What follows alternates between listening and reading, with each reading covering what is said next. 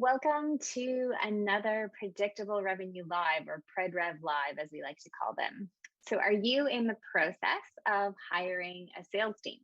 If so, we've got Jason Tissera, co-founder of Upmarket, here with us today to share his top tips to quickly turn new sales hires into selling machines in a short period of time. So, before founding Upmarket, Jason was the head of training at Block Apps and sold enterprise software at SAP and Andros. He lives in NYC with his wife and newborn son, River, who I got the chance to meet yesterday, which was a highlight of my day. And fun fact, his favorite artist is Prince. So I've got a few kind of housekeeping items to go over before we get started. But this episode of PredRev Live is sponsored by our coaching and consulting services here at Predictable Revenue. So if you're looking to create predictable revenue at your organization, we can help you grow your business with tailored expert advice backed by testing, because we have literally tested so many different sales hypotheses to ensure that you establish the best practices for your company as you ramp up your sales development team. So if you want to know more, you can click the link below in YouTube, and that'll take you to our coaching and consulting services page. If you have any questions for Jason during the presentation on how to onboard a sales team quickly, just leave them in the chat and we will make sure that we answer them live during today's show. And then I always like doing this because it makes me feel like a real YouTuber, but make sure to click the subscribe button below so that you'll be notified when we do more live streams in the future. All right, Jason, I'm going to turn it over to you. So do you want to share your screen and take us through your presentation of how we can get teams onboarded just much more quickly than maybe they have before? Absolutely, Robin. Let me know if you can see my screen. I can. Excellent. Okay. Well, thank you for that introduction. I really appreciate it. And thank you for everyone that's joining us today on Thursday in the afternoon. Hope you're getting settled down for a nice lunch and learn. So let's get into it. It's a big moment when you're preparing to scale your sales team. It means your company is fully committed to growth. So it's time to rev the engine. We all want big wins right out of the gate. Today, I'm going to give you some practical things you can use to scale up and onboard your sales team efficiently. Before you create your first job rec, there are a couple of things that you can do to set yourself up for success.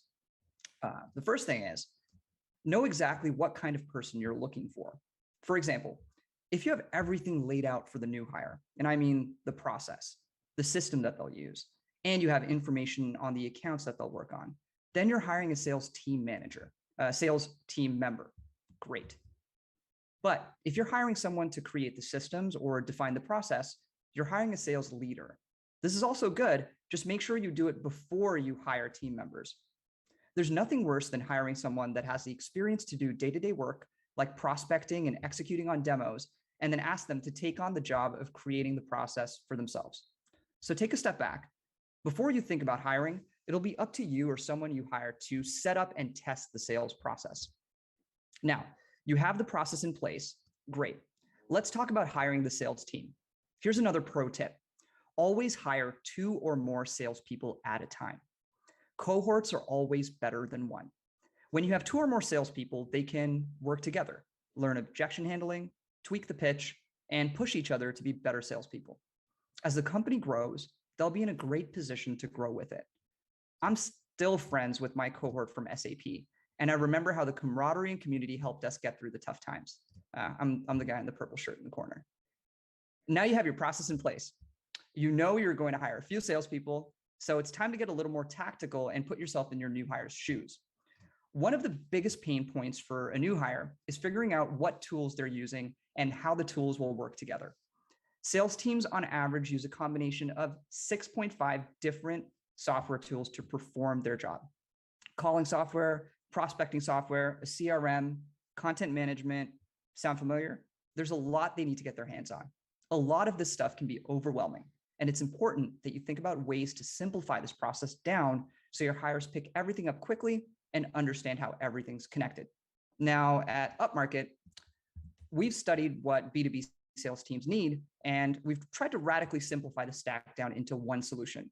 So the sales teams do all their work in one platform. Everything from calling to emails to content management and analytics are in a single place. And if they need tech support, they can reach out to our support team for one-on-one help. No matter what system you're using, here's a pro tip. Create an in-depth cheat sheet for all of the software so your team has contact people assigned that can help them troubleshoot any issues.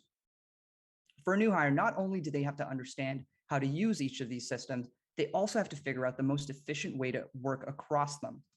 Consider this as well. What did you tell them before they walked through the door? What quota did you give them? And how does that relate to the tools they use?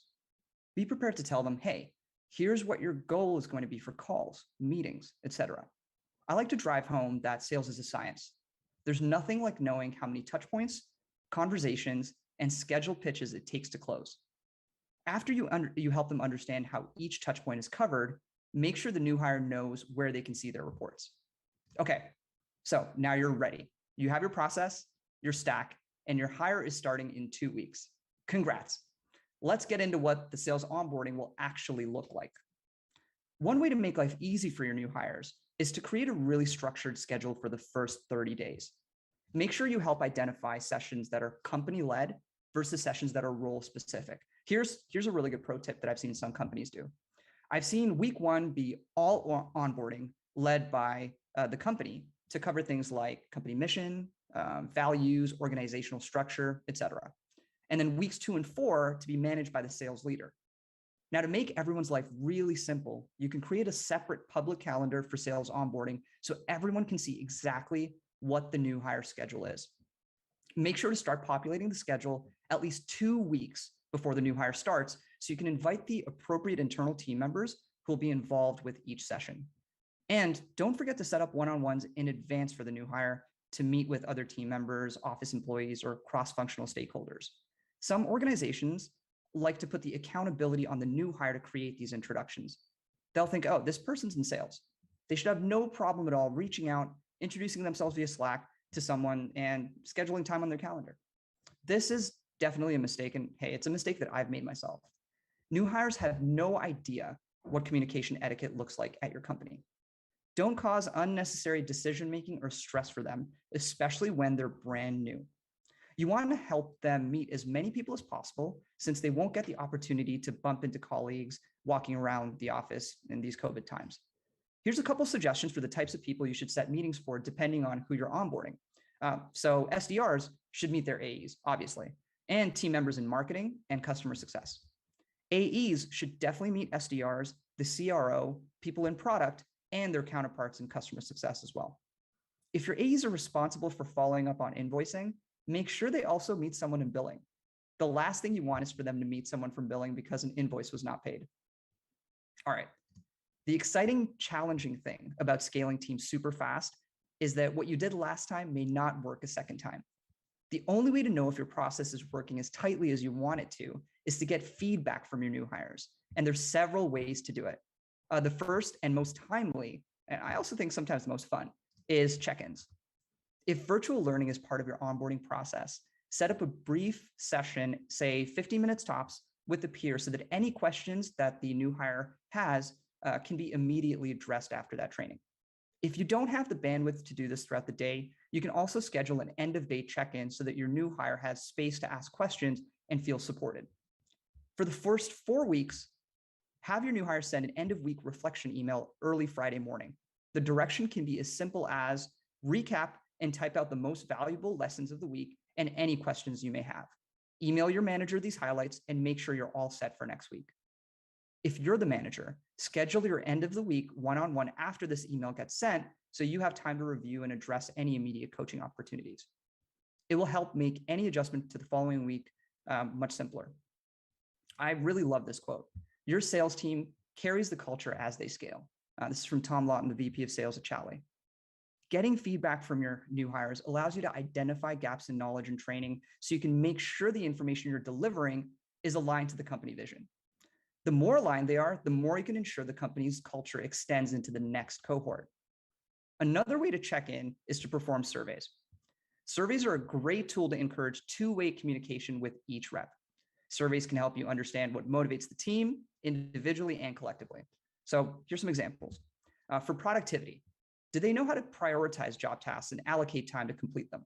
A new hire can take up to 8 months to become productive, And organizations with a structured onboarding process have a 54% higher probability that they can get better productivity from their new starters. So it's important to measure how productive the new employee is feeling so appropriate action can be taken after onboarding.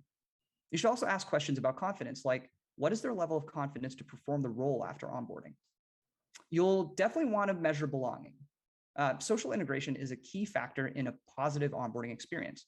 When a new employee is welcomed and accepted by peers and has developed a sense of belonging within the organization, onboarding is perceived to be favorable. Lastly, don't shy away from asking about how they feel about their decision to join. Various research has suggested that a new employee decides within the first 6 months whether or not they will remain in the organization. Therefore, how they're feeling about the decision to join in an onboarding survey can give great insight. If you want some great examples of survey questions to use after onboarding, you can also search up employee onboarding survey questions from Culture Amp. A lot of these questions actually come from them. They're a fabulous company for understanding company culture. To wrap this up, I don't believe there's a cookie cutter blueprint to building and scaling a successful team.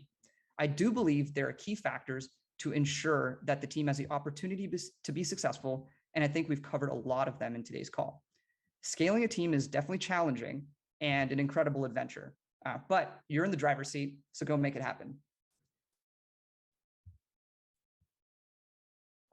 Where's the driver? We had some fun before going live. When I saw Jason's slides, there was like the picture of the guy from the stock photography at the beginning, and you had to tell me he was from the Marvel movies. And I was like, I have never seen that. Okay, I've got some really great questions that are popping up from your presentation. Thanks so much I love how concise that was. And it was like a really good sales point for Upmarket, but also giving us some extra value. So I'm going to guess that a key pain point when onboarding new sales hires is really around learning all the software tools that an organization may have. So what's the best way, do you find, to schedule that into the onboarding? Is it near the start of the first week? Is it, kind of spacing it out so you're not fire hosing them with too many tools? Definitely getting it throughout the first week is the right approach. Okay. Learning the process and workflow, repetitions when it comes to using this technology is super important. So the faster you can get from theory to actually doing the work, whether that's making calls, sending emails, the faster things are going to click.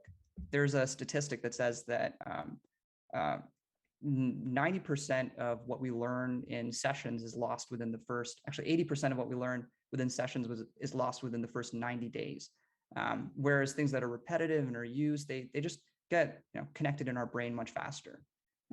Another thing that I think is really difficult and is very important to teach is our stories, our wins. How do we bring that information together, especially if you're at a bigger company where you have tons of wins and you want your new hires to understand exactly how to connect those stories with their prospects so they're making a hit right away and they're making a connection. Finding a great way to organize that is very, very important. And providing that access to the new hire. So before someone discovers your software and your way of organizing, where do you usually see companies organizing information that sales teams need? So this would be scripts for sales calls, scripts for demos, scripts for cold emails, stuff like that. Where do you normally see them organizing that information? That's a great question. So we work with a number of clients and we've seen content live in numerous places. Some of the more sophisticated organizations have content management platforms, and some of them are leveraging snippets and templates and things like Outreach and SalesLoft. Some have their information just locked away in recordings and keep telling their team to go and listen to recordings. A lot of companies just build playbooks in Google Docs. So there's several ways of doing it. I think the majority of people are still just utilizing Google Docs to manage their information. My recommendation for this is to build out something like a dynamic playbook that allows new hires to practice role playing, do things like objection handling, listen to call recordings so they can hear examples of good or not so good calls. And a lot of that theory is what we've built into Upmarket. We've tried to create a place where a new hire has all of the information that they should be using and things like playlists of thoughtful calls that worked. Okay. Now that calendar that you shared, like my organization, like OCD self is like, oh, that's amazing. Um, but other than just like slapping that into someone's calendar when they start and they just get overwhelmed, how do you set expectations for them before they get started in the onboarding process? I think that you can send them kind of like a version of the schedule so that they can see what's coming in a different visual format. So they can just read it through. Not everyone, will appreciate that calendar the way that you and I would. I see that and I'm like, Yeah. great, I don't have to think. This is Yeah. perfect. Others might get a little stressed out, so they might want to just read through it. So taking the time to write out the process. I like a doc version so they can add comments and questions in their own notes, and it can be a little bit more of a living onboarding for them. And if you're a manager, the first time you're meeting with your new hire, you can review that overview together with them and communicate the expectations there. I think that would be really helpful. Awesome. I do like that you kind of shared with us that you need to make sure that you're constantly optimizing and improving the onboarding process. And so asking for feedback in several different ways. Yeah. Have you found that there is a need for like personalized feedback versus allowing people to provide it without attaching their name to it so that they don't feel like they're providing criticism like while they're still onboarding? Absolutely. I think anonymous feedback is very, very important. Being able to gather up the information, feedback surveys should generally be anonymous. You want the new hire to come in and feel like they can really provide you with thoughtful information, and you want that information to be able to guide the building of the process going forward. And the more people attach their name to it, I think it just becomes more difficult for them to provide real information to you. And at the end of the day, that's really what you care about. You think you're looking at this from a scale perspective. Having one-on-one touch points with them afterwards to kind of look at perhaps what the aggregate that you received from everybody was and how they feel about that. That might be a great way to manage connecting the dots between that anonymous feedback and the individual themselves. And also just having an open dialogue about the sessions that they went through. That's also really helpful. Mm-hmm. Now, you mentioned culture at one point, like making sure that someone feels like they're part of the company culture, that they get it. Sure. Do you have any more tips around that? Like how can you install that specifically when you are onboarding, let's say, a remote sales team that you'll never meet in an office? Yeah, that's a really good point. So I'll start with the basic stuff. You can have seniors or tenured members who are looking to take on additional responsibility. You can have them take up some mentorship roles. That's a great way to set up things like periodic check-ins, power hours where they work together. And even though we're remote, we can build that community, and we can also do a little bit of cross training. Remote is tough. Mm-hmm. We want to enable people. We want them to feel productive. So we don't always want to keep putting things on like virtual happy hours or game nights for them on Zoom. But every now and then, these are a great solution. So trying out a virtual happy hour where a new hire can get to know their teammates, maybe during the first week outside of their regular environment, that could be a really, really good approach. Yeah. Yeah. Our organization is completely remote, and I onboarded back in June. And one of the things that I found amazing, because I had never experienced it before, was we just have like 30-minute coffee chats a couple Right. of times a week. One's with my marketing team, and then there's one with our larger revenue team. So you get to kind of meet different people. Oh, And love it. that was really interesting because the only rule is that you're not allowed to talk about work. So it was, short and sweet, 30 minutes just to get to know everybody. And that continues every single week, so that you actually feel like you're part of a family instead of just a remote employee. That's super important. One Yeah. thing I will say about the culture is, we want to foster a culture where an employee can feel like they can ask a lot of questions. So if they catch themselves making any assumptions, they should feel comfortable about reaching out to a peer or manager to make sure that they're doing it right.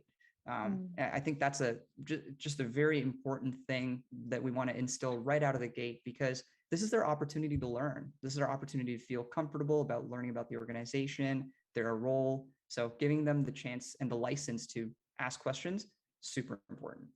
Yeah, that's interesting about ensuring that there's peer-to-peer contact instead of just manager to direct report, and ensuring that those relationships are able to build. We have a question coming in from YouTube. So our presentation was very much focused on, let's say, a sales leader in terms of Sure. how did they onboard their team. But we have an SDR from Brazil asking if you have any specific tips of how they might potentially act, so that they can onboard quickly, in case it's not just left up to the manager. Sure. That's a great question. If the process isn't already laid out for you and it's kind of a little bit more in your hands, try to get tactical. Think about what your day to day is going to look like. There's certain tools that you're going to have to learn. There's new customers and industries that you're going to have to reach out to. So having a little bit of opportunity to think about those things proactively would be helpful. Reflect on the day to day and prepare for the next day ahead. So you can set your own goals outside of what your manager is telling you. Take the opportunity to really think about where the team is heading and where you see yourself fitting in. It's difficult when you're an SDR and you haven't had any of this the structured training that you're looking for. So it's really up to you to just practice your pitch. That's number one. Not on the phone, but just become comfortable with what you're going to say, and just take time to set your next day up. Where would you recommend adding in personal development? So, let's say you have a well organized schedule, you have all of the tools, you've learned the tools, you've learned the process. Yeah.